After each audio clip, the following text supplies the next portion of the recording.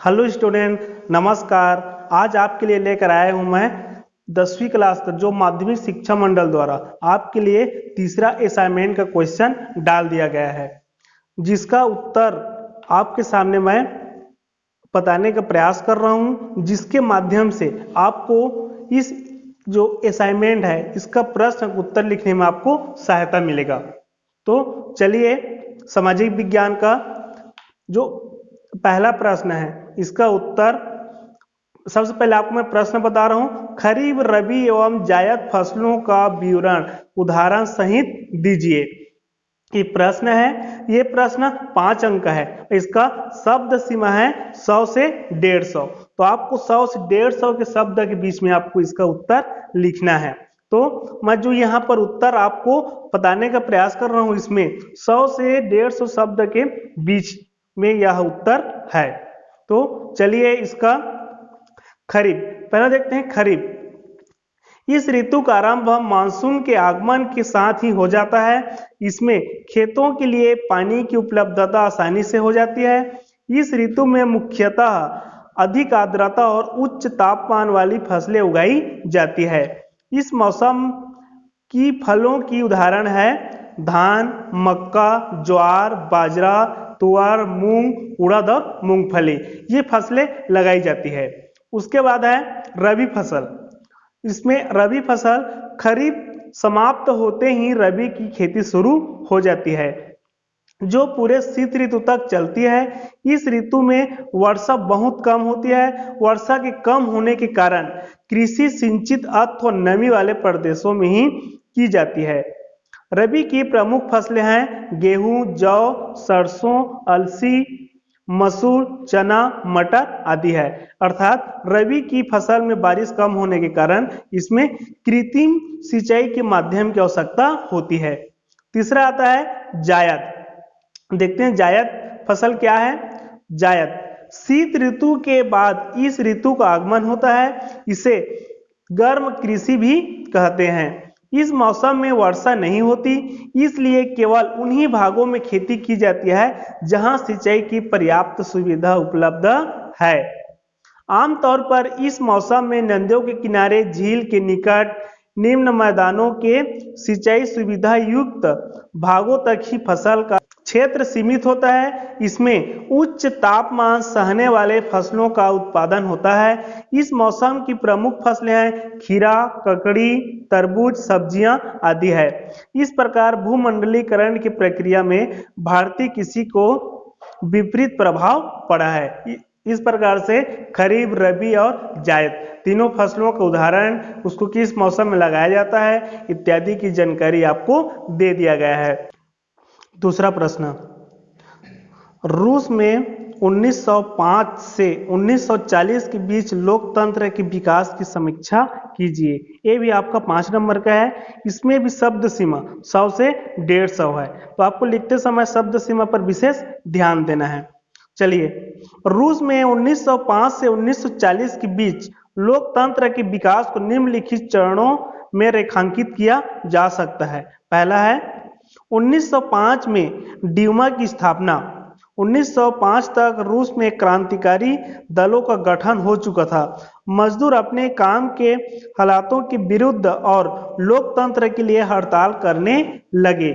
इसी समय हुए गोलीकांड के बाद दबाव में जार को ड्यूमा संसद की घोषणा करनी पड़ी। इसके बाद चुनी हुई संसद ड्यूमा की स्थापना हुई, लेकिन इसके चुनाव की पद्धति ठीक नहीं थी। यह पूर्ण रूप से लोकतांत्रिक संस्था नहीं बन सकी। इस पर जार एवं अभिजात्य वर्ग का नियंत्रण बना रहा। इसका दूसरा है 1917 को क्रांतिकारी जार शाही का पतन। इसको देखते हैं। फरवरी क्रांति के बाद जार शाही का पतन हुआ और रूस में केरेंस्की के नेतृत्व में लोकतांत्रिक सरकार बनी, लेकिन यह सरकार लोगों को संतुष्ट नहीं कर सकी और अक्टूबर 1917 में इस सरकार का गठन किया। इसके बाद शांति संबंधी और जमीन संबंधी ऐलान किए गए। जमीन किसानों में बांट दी गई। उद्योगों व बैंकों का राष्ट्रीयकरण किया गया। अब आते हैं इसका तीसरा बिंदु, औद्योगिकरण एवं समूहीकरण। इसको देखते हैं समूहीकरण।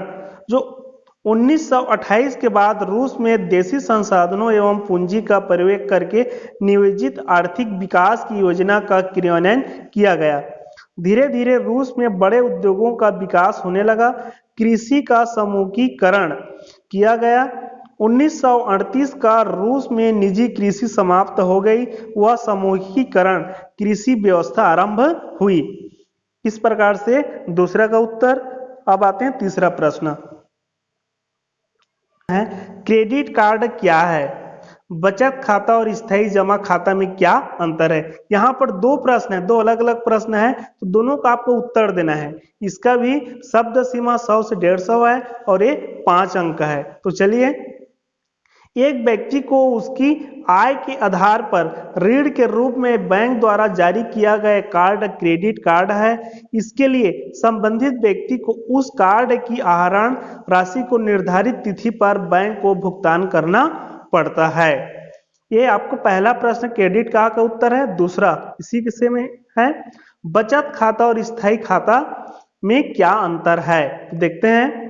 बचत खाते से हम जब चाहे पैसे निकाल सकते हैं, पर किसी को भुगतान करने के लिए चेक दे सकते हैं। यह हमारा पैसा है जिसे बैंक ने सुविधा और सुरक्षा प्रदान करने के लिए रखा है। बैंक हमें यह वचन देती है कि मांगने पर यह पैसा हमें हमेशा उपलब्ध रहेगा, इसलिए इसे मांग जमा कहा जाता है। इस राशि पर बैंक 4% वार्षिक ब्याज की दर से ब्याज देता है। स्थायी जमा एक निश्चित समय सीमा के लिए बैंक के पास जमा रहता है। इस समय सीमा से पहले हम यह पैसा नहीं निकाल सकते हैं। इस जमा पर बैंक अधिक ब्याज प्रदान करता है, जिसको एफडी कहते हैं। यही आपका स्थायी जमा खाता है। इस प्रकार से अब चौथा प्रश्न, ऋण के लिए शर्तें जैसे ब्याज दर, समय, जमानत, गिरवी आदि की आवश्यकता क्यों होती है? प्रत्येक शर्तों को समझाइए। ये भी आपका 5 नंबर का है। इसका भी शब्द सीमा 100 से 150 है। तो चलिए इसको हम समझते हैं। ऋण के लिए विभिन्न शर्तों की आवश्यकता निम्नलिखित कारणों से होती है। पहला कारण है ब्याज दर। जिस व्यक्ति ने ऋण लिया है वह ऋण के एवज में किस दर से ब्याज देगा यह सुनिश्चित होता है, अन्यथा ऋण देने वाले को ऋण देने के जोखिम के बदले कोई लाभ प्राप्त नहीं होगा। प्रायः औपचारिक क्षेत्र के ऋणों में बैंक ब्याज की दरें निश्चित कर देता है ताकि इस संबंध में कोई विवाद न हो। ऋण लेने वाले व्यक्ति को ब्याज की राशि मूलधन के अतिरिक्त चुकानी होती है, यही ऋण देने का लाभ होता है। इसके बाद दूसरा, समय। ऋण चुकाने के लिए समय सीमा भी निश्चित रहती है ताकि ऋण लेते समय ही यह तय हो जाए कि वह ऋण कितनी किस्तों में अदा किया जाएगा। उसके बाद तीसरा बिंदु है जमानत। जमानत को समर्थक ऋणधार कहते हैं। यह ऋण देने वाले के लिए इस बात की गारंटी देता है कि यदि ऋण लेने वाला ऋण अदा नहीं करेगा तो उसकी भरपाई जमानत व जमानतदार द्वारा की जाएगी। चौथा है गिरवी। गिरवी भी एक तरह की जमानत ही है। ऋण लेने वाला व्यक्ति से जो ऋण प्राप्त करता है उसके बदले में कोई कीमती वस्तु या गहने ऋण देने वालों के पास गारंटी के रूप में रखता है।